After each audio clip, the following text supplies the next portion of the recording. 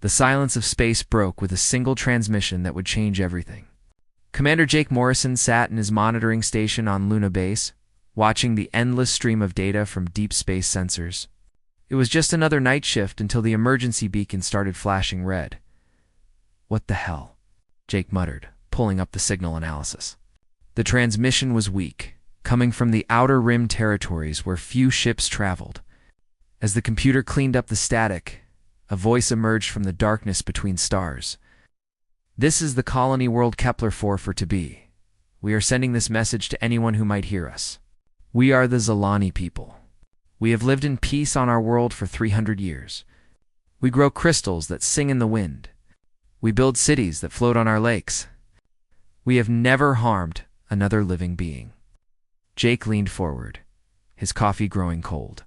Something about the voice made his skin crawl. It wasn't the words, but the fear behind them. "The destroyers have come to our world. They call themselves the Vayakoth Imperium. Their ships are like giant insects made of metal and flesh. They speak of conquest and slavery. They have already taken our outer settlements. Our people are dying." The transmission crackled with interference. When it cleared, the voice was weaker, more desperate. "We have no weapons. We have no armies. We know nothing of war. Our crystals cannot stop their guns. Our songs cannot turn away their ships. They are coming to our cities now. We can see their lights in the sky like angry stars." Jake's hands moved across his console, recording everything and sending priority alerts to Earth Command. This was bad, really bad. "If anyone among the stars has mercy, please help us. We do not wish to die. Our children hide in the deep caves while their parents sing the old songs. We hope someone will remember us when we are gone. This is our final message. The destroyers are here." The transmission ended with the sound of something that might have been screaming or might have been Crystal Song. Jake wasn't sure which was worse. Within minutes, his communication panel lit up like a Christmas tree. Admiral Lisa Carter's face appeared on his main screen, her gray hair pulled back in a tight bun and her blue eyes sharp with focus. "Morrison, tell me you got more than what's in your initial report," she said without preamble. "That's everything, Admiral. Signal originated from the Kepler-442 system, about 200 light-years from here. No follow-up transmissions. The computer analysis suggests the broadcast was ship-based, probably from orbit." Carter's jaw tightened. "Any response from the Galactic Council?" Jake checked his screens. "Nothing official yet, but I'm monitoring their channels. Wait, here's something." He pulled up a new feed. "The Council is called for an emergency session to discuss the situation." "Discuss," Carter said the word like it tasted bad. "While people die, they'll discuss." Jake had worked with the Admiral long enough to recognize the look in her eyes. It was the same expression she'd worn during the Titan mining wars, when corporate security forces had started, killing union workers. It meant someone was about to have a very bad day. "What are your orders, Admiral?" "Get me everything we have on the Vrakoth Imperium. Every scrap of intelligence, every rumor, every drunken spacer's tale. I want to know what we're dealing with." "And Jake?" "Yes, ma'am?" "This doesn't go through normal channels. Send word to all military installations, all colonial defense forces, and all private military contractors. Tell them we have a Code 7 situation." Jake's blood ran cold. Code 7 meant genocide in progress. It was the highest priority alert in the human military system, reserved for threats against entire species. It had never been used before. "Admiral, are we really going to intervene? This system is way outside our territory. The Council will say we have no authority." Carter's smile was sharp as a knife. "The Council can kiss my ass. Since when do we need permission to help people who are about to be murdered?" She cut the connection, leaving Jake alone with the weight of what was about to happen. He'd seen what humanity was capable of when they got angry. The corporate wars in the asteroid belt had been brutal enough when it was just humans fighting humans. But this was different. This was the entire species mobilizing for war. Jake pulled up the files on the Vrakoth Imperium. What he found made his stomach turn. 12 star systems conquered in the last 50 years. Billions of beings enslaved or killed. They were efficient, ruthless, and had never faced serious resistance. Most species they encountered simply surrendered when faced with their overwhelming force. The Vrakith used biomechanical technology that seemed half-grown and half-built. Their ships looked like enormous insects with metal shells and organic cores. Their soldiers were the same. Warriors bred for combat with enhanced bodies and weapons that were part of their own flesh. They had a simple strategy that worked every time. Arrive in overwhelming force. Demonstrate their power by destroying a few cities. Then demand surrender. Those who submitted became slaves in their mining operations. Those who resisted were exterminated down to the last child. It was a system that had worked perfectly for decades. The problem for the Vrakith was that they had never encountered a species like humanity. Jake's console chimed with incoming messages. Military bases across human space were acknowledging the Code 7 alert. The response was immediate and overwhelming. Ship captains volunteered their vessels. Marine units requested deployment orders. Even civilian cargo haulers offered to carry supplies. But it wasn't just the military responding. Mining companies volunteered their ships and crews. The generation ships heading to distant colonies changed course. Their entire populations ready to contribute to the war effort. Corporate security forces that normally fought each other put aside their differences. Within 6 hours of the Zalani transmission, Admiral Carter had assembled the largest military force in human history. It wasn't official. It hadn't gone through any government approval process. It was simply humanity responding to a cry for help the only way they knew how. The Admiral's voice echoed through every ship, every base, every outpost where humans lived and worked. Ladies and gentlemen, we have a situation. Innocent people are dying while politicians debate. That's not how we do things. Earth is going to war. Jake watched the fleet assembling near Mars, ships of every type and size, from massive battleships to small fighters, all bearing the blue and white flag of Earth. He'd never seen anything like it. Humanity had found a cause worth fighting for, and they were responding with everything they had. The Vrakith Imperium thought they were conquering another helpless species. They had no idea that their attack on the Zalani had awakened something terrible and beautiful in the darkness between stars. Earth had heard the cry for help, and the monsters were coming to answer it. Jake smiled as he watched the fleet prepare to jump to hyperspace. The galaxy was about to learn what happened when you threatened innocent people within range of human guns. It was going to be educational for everyone involved. The last message from the fleet was from Admiral Carter herself, broadcast on all frequencies so everyone could hear it, to the Vrakith Imperium. You picked the wrong fight. To the Zalani people, help is on the way. Hold on just a little longer. Then the ships vanished into hyperspace, leaving only empty space and the promise of violence to come. Captain Ryan Hayes stood on the bridge of the USS Relentless, watching his crew prepare for war. The massive battleship hummed with power as its fusion drives pushed them through hyperspace toward the Kepler 442 system. Around him, his officers worked with calm efficiency, but Hayes could see the fire in their eyes. They all knew what was waiting for them. "Captain, we're getting reports from the other ships in the fleet," said Lieutenant Amy Foster, his communications officer. "The Stormhawks Mercenary Company is running combat drills. The mining ships from Ceres have finished mounting their weapons. Even the generation ship New Houston has deployed their hunting parties." Aliz nodded. The human fleet was unlike anything ever seen in the galaxy. Military vessels flew alongside civilian ships that had been turned into weapons of war overnight. Cargo haulers carried marine battalions. Research ships carried biological weapons that would make the Vrakith wish they had never left their home system. "What's our count now?" Hayes asked. 237 ships, sir. More joining us every hour as we travel. Word is spreading through human space faster than our fleet can move. Hayes smiled grimly. The galaxy saw humans as a young species, barely worth notice by the great powers. They had no idea what was coming their way. Humanity had spent 2 centuries since first contact preparing for exactly this moment. Every war they had fought, every weapon they had built, every lesson they had learned was about to be put to use. Captain called out Commander Steve Miller from the tactical station. We're receiving a transmission from Admiral Carter on the command ship. The main screen flickered to life, showing Admiral Carter standing in the war room of her flagship. Behind her, Hayes could see displays showing ship positions, weapon inventories, and battle plans. The Admiral looked like she had aged 10 years in the past few days, but her eyes burned with determination. All ships, this is Admiral Carter. We will reach the Kepler 442 system in 18 hours. Intelligence reports indicate the Vrakoth have established orbital blockades around the planet. They are systematically destroying Zilani cities from space, while their ground forces secure strategic locations. Hayes felt his jaw tighten. The same old Vrakoth strategy.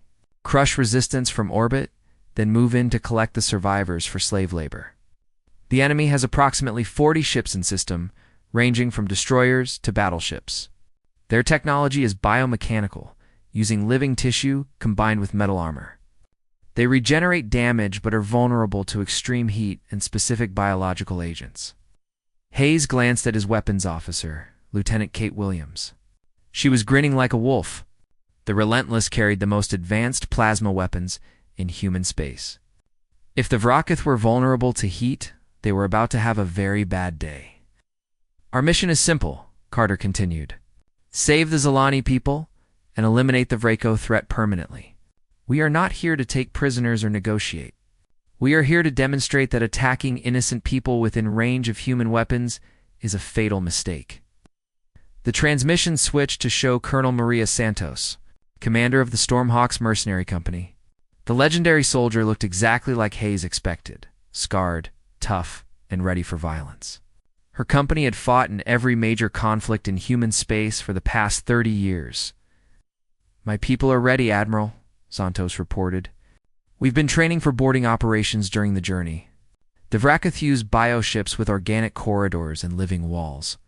We've developed specific weapons and tactics for fighting inside their vessels. Hayes had heard rumors about what the Stormhawks were planning. Chemical weapons that would poison the living parts of Vrakoth ships. Incendiary devices that would burn through organic armor. Combat stims that would let human soldiers fight longer and harder than should be possible. Excellent, Colonel. What about the civilian ships? Captain Beth Turner of the mining vessel Asteroid Queen appeared on screen next. Her ship was typical of the converted civilian vessels, a massive cargo hauler that had been turned into a weapons platform. Where it once carried or it now carried Marines and enough firepower to level a city. We're ready, Admiral. My miners have been working around the clock to modify our ships. We've got mass drivers that can punch holes through ship holes, mining lasers powerful enough to cut battleships in half, and enough nuclear charges to crack a moon. Plus, we know how to work in zero gravity better than any military unit. Hayes admired the determination of the civilian volunteers. These were people who had spent their lives working in the harsh environment of space, mining asteroids and building colonies on worlds that would kill most people. They were tough, resourceful, and angry about what was happening to the Zelani. Dr. Alex Turner came on screen last. The xenobiologist looked like he belonged in a university classroom rather than a warship, but Hayes knew better. Turner had spent decades studying alien biology and developing countermeasures for hostile species. His research ship carried biological weapons that were banned by every civilized treaty in the galaxy. Admiral, my team has finished analyzing the Vrakoth biological samples we obtained from previous conflicts. We have developed several biological agents specifically designed to target their nervous systems and organic technology. The effects should be quite devastating. Turner's voice was calm and professional, but Hayes caught the satisfaction underneath. The good doctor was looking forward to field testing his creations. Outstanding work, everyone. Remember, we have one advantage the Vrakoth don't expect. They have fought dozens of species over the past century, but they have never fought humans. They don't understand our psychology, our tactics, or our willingness to do whatever it takes to protect innocent life. Hayes understood what the Admiral meant. Other species fought wars for territory, resources, or political advantage. Humans fought wars to eliminate threats permanently. When humanity went to war, they didn't stop until the enemy was completely destroyed or surrendered unconditionally. All ships prepare for combat. Drop in 17 hours. Get some rest if you can. Tomorrow, we show the galaxy what happens when you threaten people under human protection." The transmission ended, leaving Hayes alone with his thoughts. He had fought in the Titan mining wars and the corporate conflicts in the asteroid belt. He had seen what humans were capable of when they got angry. But this was different. This was the entire species mobilizing to protect people they had never met, on a world they had never seen. "Captain," Lieutenant Foster called out, "we're receiving a message from the Zilani survivors on the planet's surface. Put it through." The voice that came through the speakers was weak and filled with static, but the desperation was clear. "This is Crystal Singer Melody of the Southern Archipelago. If anyone can hear this transmission, please know that we are grateful. The destroyers have taken most of our cities, but some of our people still survive in the deep caves and underwater cities. We do not know if help is coming, but we continue to sing the old songs and hope for tomorrow." Hayes felt something cold settle in his stomach. The Zilani were still alive down there, hiding in caves while their world burned above them. They were counting on humanity to save them, and Hayes was determined not to let them down. "Foster, send a reply on the same frequency. Tell them that help is coming. Tell them to hold on for just a little longer." "Yes, sir." Hayes turned to his weapons officer. "Williams, run a full diagnostic on all weapons systems. I want every gun, every missile, every piece of ordnance ready to fire the moment we drop out of hyperspace." "Already on it, Captain. We're going to light up the sky." The Relentless and the rest of the human fleet continued their journey through hyperspace, carrying with them the hopes of a dying species and the promise of terrible vengeance. The Vraekith had made the mistake of attacking innocent people within range of human guns. They were about to learn that some mistakes you only make once. The human fleet dropped out of hyperspace at the edge of the Kepler 442. System like wolves emerging from the darkness. Captain Ryan Hayes watched his tactical display light up with enemy contacts as the relentless sensors swept the system. What he saw made his blood boil. The planet below was burning. Massive fires could be seen from space, where Zilani cities had once stood. The beautiful crystal spires that the aliens were famous for lay broken and melted. Above the dying world, 40 Verakoth warships moved in lazy formations, taking their time with the destruction.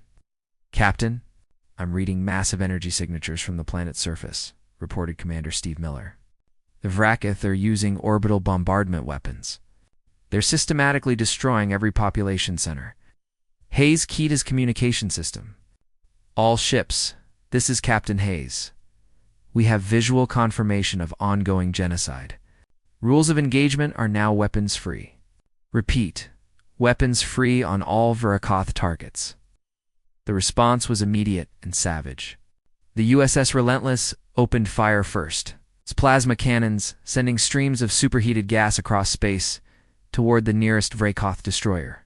The alien ship never saw it coming.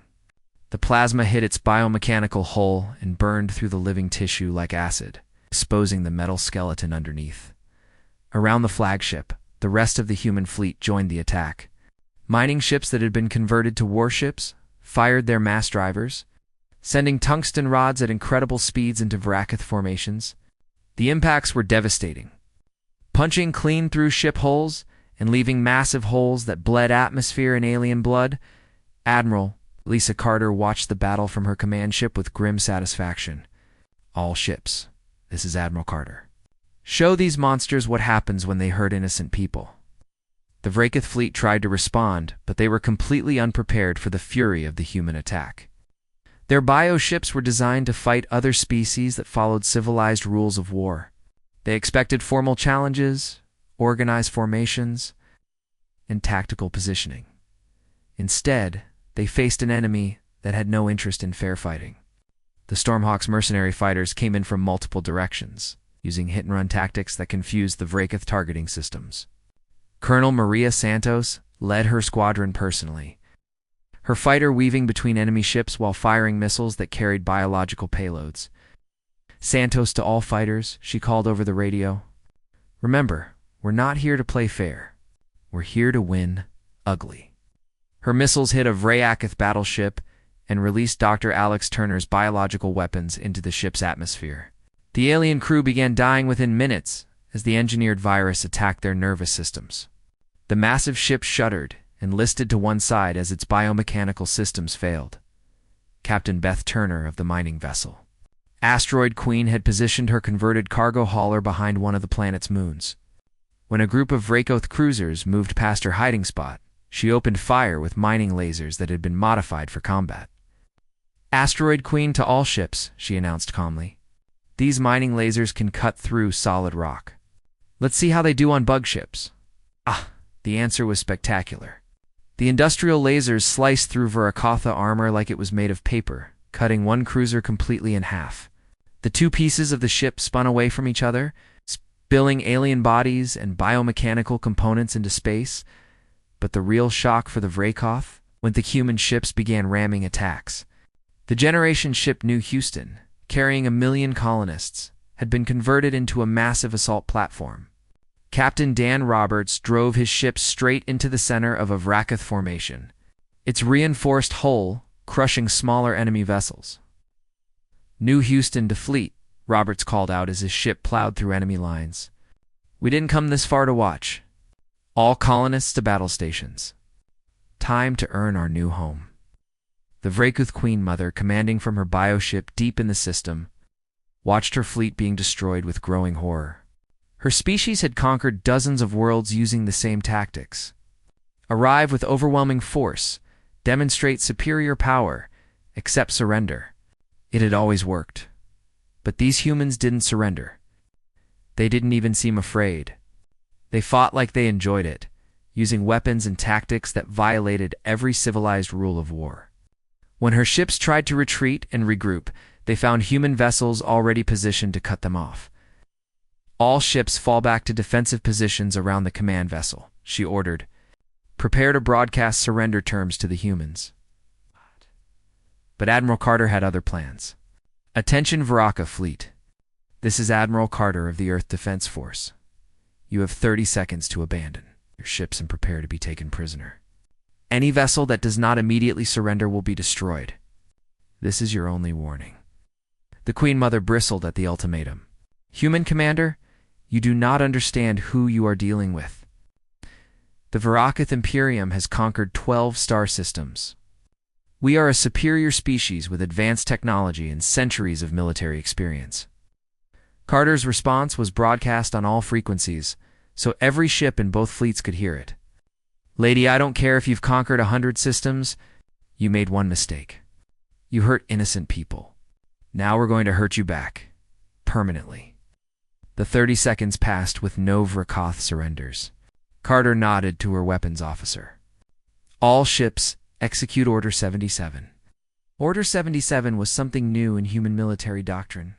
It meant complete elimination of enemy forces with no survivors and no mercy. It had been created specifically for situations like this one, where an enemy had committed genocide and needed to be permanently removed as a threat. The human fleet responded with coordinated precision.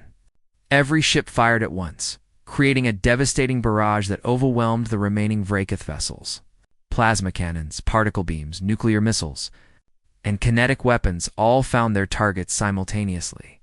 The Vrakoth Queen Mother's bioship, the largest vessel in their fleet, took the brunt of the assault. The humans had saved their most powerful weapons for her. The Relentless fired a full spread of antimatter torpedoes, while the converted mining ships hit her with their heaviest mass drivers. The massive alien vessel shuddered under the impacts, its biomechanical hull cracking and bleeding green fluid into space. But it was Dr. Turner's biological weapons that finished the job. The virus he had designed specifically for Vrakoth physiology spread through the ship's living systems, causing them to fail one by one. "This is impossible," the Queen Mother whispered as her ship died around her. "You are just a primitive species. You have only recently achieved spaceflight. How can you have such weapons?" Admiral Carter's voice came through the dying ship's communication system, cold and final. "We had good teachers. Every species that ever tried to hurt innocent people taught us something new about violence. Consider this your final lesson." The Queen Mother's ship exploded in a brilliant flash of light that could be seen from the planet's surface. With it died the last organized resistance of the Vrakoth fleet. The few surviving enemy vessels tried to escape, but they found human ships waiting for them at every possible jump point. Captain Hayes watched the last Vrakoth destroyer die under the guns of a converted cargo hauler.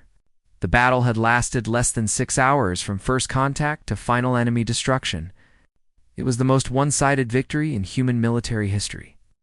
All ships, this is Admiral Carter. Phase 1 is complete. All Vrakoth orbital forces have been eliminated. Now we begin Phase 2. Landing operations to secure the planet's surface and rescue Zilani survivors. Hayes looked down at the burning planet below. Somewhere in those caves and underwater cities, the Zilani people were still alive, still hoping for rescue.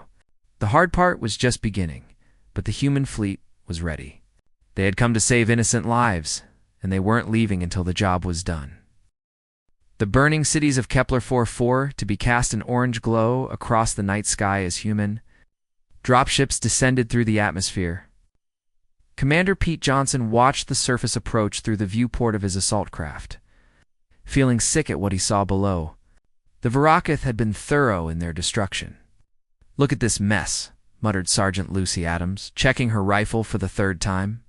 "Those bug bastards really did a number on this place." Johnson's Marine Battalion was part of the first wave of ground forces. Their mission was to secure landing zones and begin search and rescue operations for Zilani survivors. Intelligence suggested that thousands of the crystal beings were hiding in underground caverns and underwater cities. "Remember, people," Johnson called to his Marines, "we have 2 types of targets down there. Zilani civilians who need our help, and Vrakoth ground forces who need to die. Make sure you know which is which before you pull the trigger." The dropship shuddered as it entered the planet's atmosphere. Through the static-filled radio came reports from other landing craft. The Vrakoth had left significant ground forces on the planet, expecting to use them for cleanup operations after the orbital bombardment was complete. "Johnson, this is Colonel Santos," came the voice of the Stormhawk's commander over the communication system. "My people are dropping on the northern continent. We're seeing heavy Vrakoth presence around the crystal mines. Looks like they want to keep the valuable stuff intact." "Copy that, Colonel. My Marines are hitting the southern archipelago where the last distress signal came from. We'll work our way north and link up with your forces." The dropship touched down in what had once been a beautiful crystal garden. Now it was a field of broken glass and ash. Johnson's Marines deployed quickly, establishing a defensive perimeter while he studied the tactical display on his portable computer. "Adams, take 1st Squad and check those cave entrances to the east. Martinez, 2nd Squad sweeps the shoreline for underwater city access points. 3rd Squad comes with me to investigate that structure." The structure in question had once been a Zilani temple. Its crystal walls designed to catch and reflect sunlight in patterns that created music. Now it was partially melted, crystal formations twisted into ugly shapes by Vrakoth plasma weapons. Johnson approached the temple carefully, his rifle ready. The Vrakoth were known for leaving behind booby traps and automated weapons. As he got closer, he heard something that made him freeze, singing faint and trembling, but definitely singing. "Hello?" He called out in the basic Zilani language his translation device had taught him during the journey. "This is Commander Johnson of Earth Defense Force. Are there Zilani people here?" The singing stopped. For a moment there was only silence. Then a voice answered in heavily accented English. "Earth people. The monsters from the dark stars? You came?" Johnson smiled despite the destruction around him. "Yes, we came. The Vrakoth are gone from orbit. We're here to help you."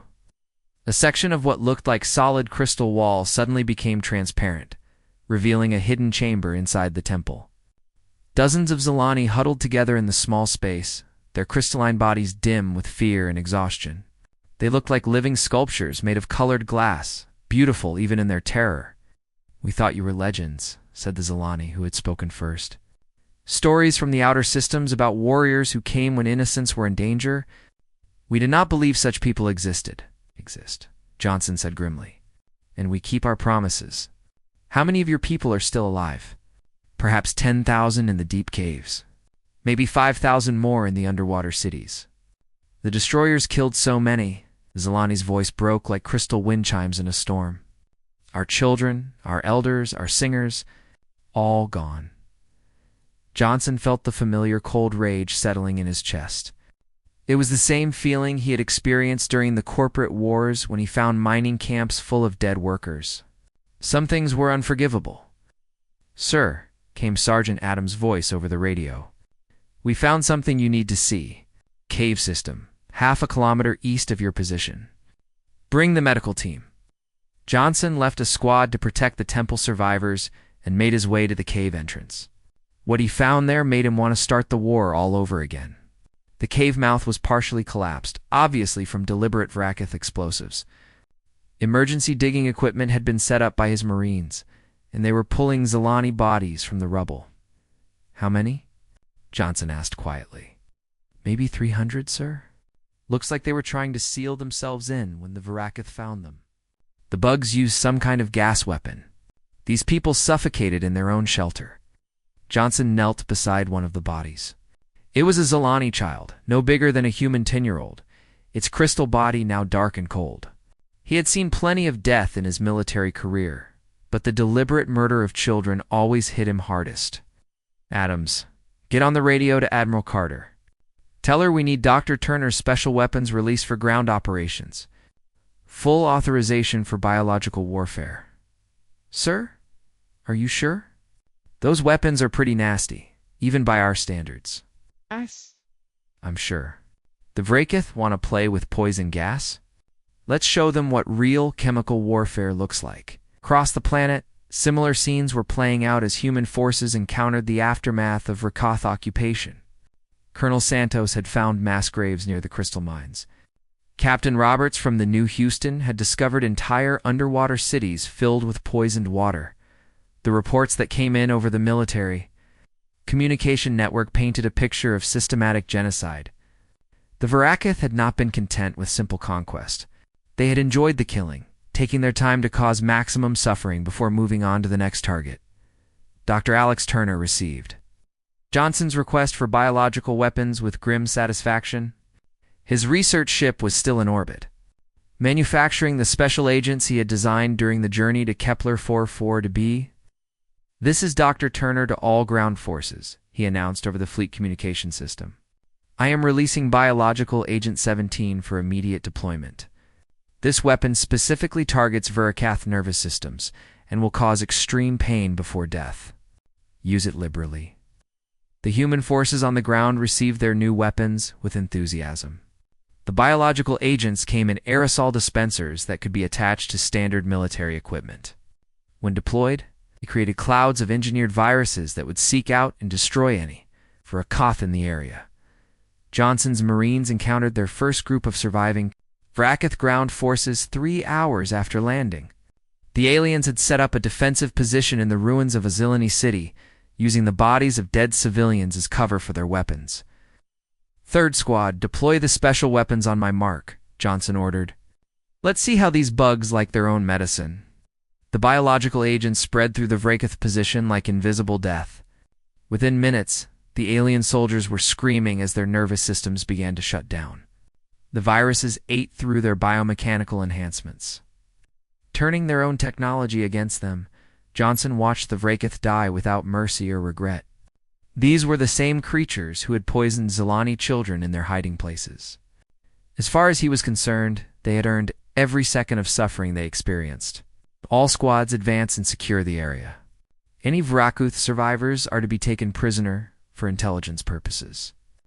Make sure they stay alive long enough to tell us where they hid the rest of their forces. The systematic elimination of Vrakith ground forces continued throughout the day. Human soldiers, supported by biological weapons that turned the enemy's own technology against them, swept across the planet like an unstoppable tide. By evening, Commander Johnson stood in the ruins of what had once been the planet's capital city. Around him, his Marines were setting up field hospitals for Zolani's survivors, while engineers worked to clear rubble from collapsed shelters. "Sir," called Sergeant Adams, "we just got word from Admiral Carter. The last Vrakith stronghold has surrendered. The planet is secure." Johnson nodded. Looking up at the sky, where human ships now controlled the space around, Kepler 4 for to be. The Varakith. Imperium had learned a hard lesson about threatening innocent people within range of human weapons. It was a lesson they would never have the chance to forget. 6 months after the Battle of Kepler 4 to be, Admiral Lisa Carter stood in the rebuilt crystal gardens of the Zilani capital city.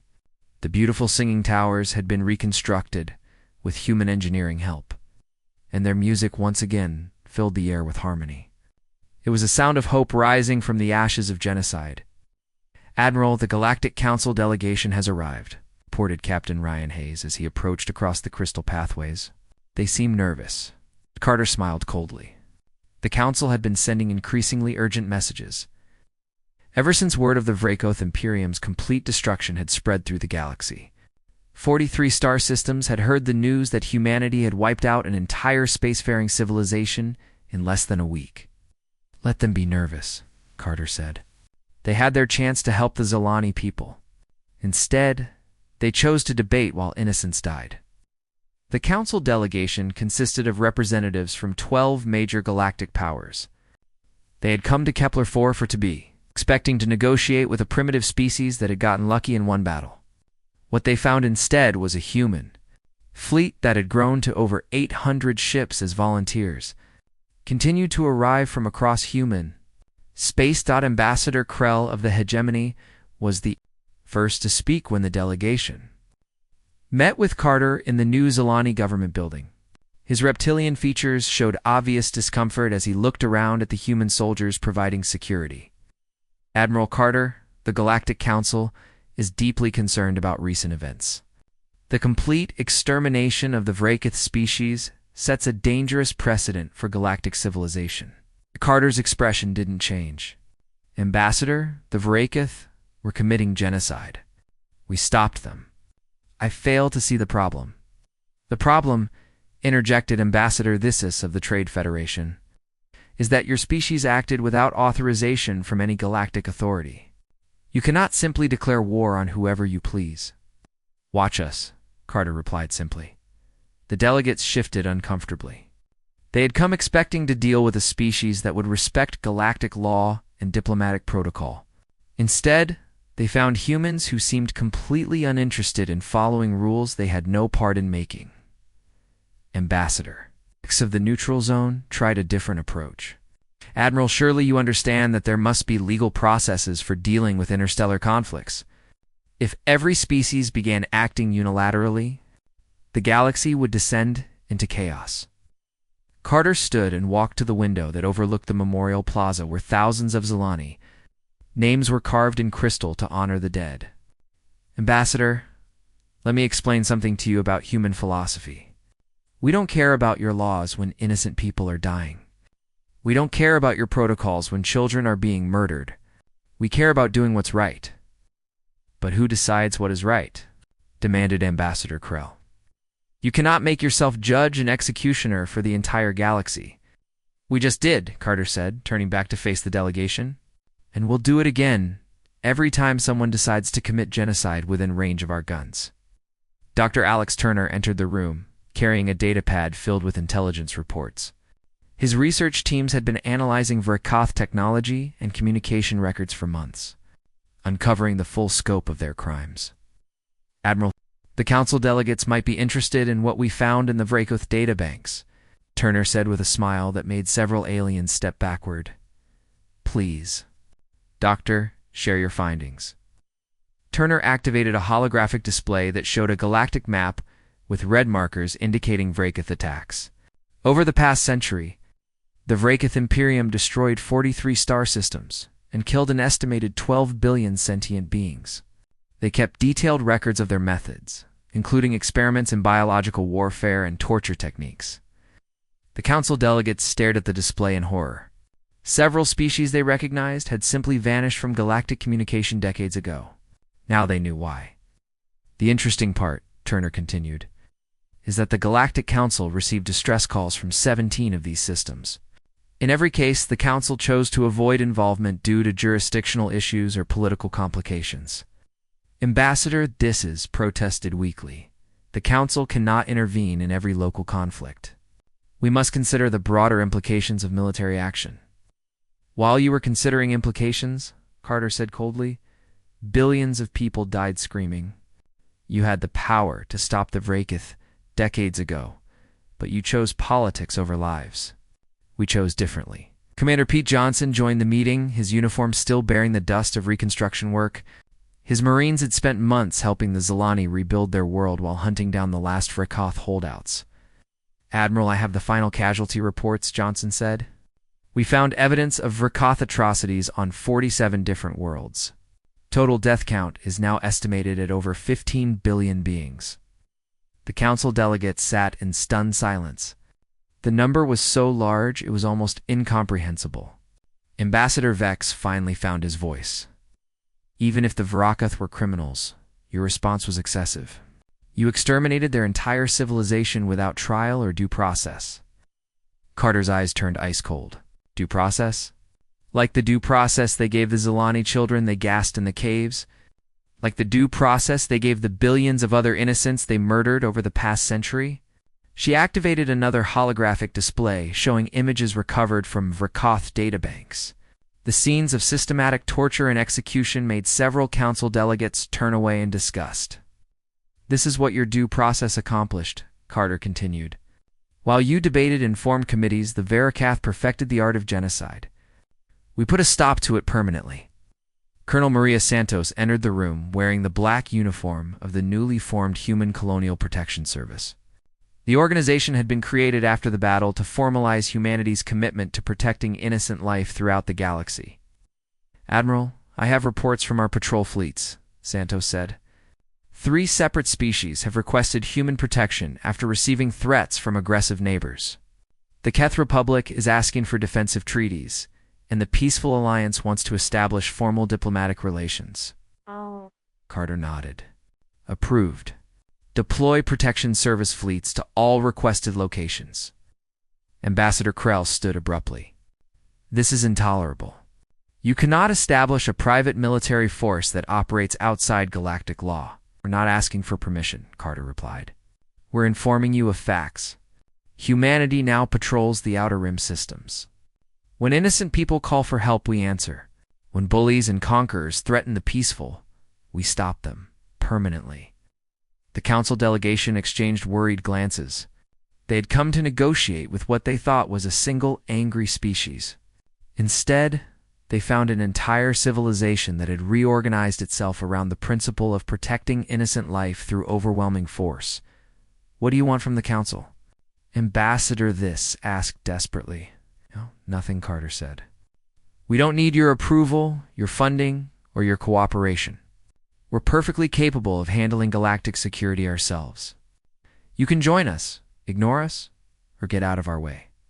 But don't ever mistake our desire for peace as weakness. She walked back to the window and looked out at the Zilani children playing in the rebuilt gardens.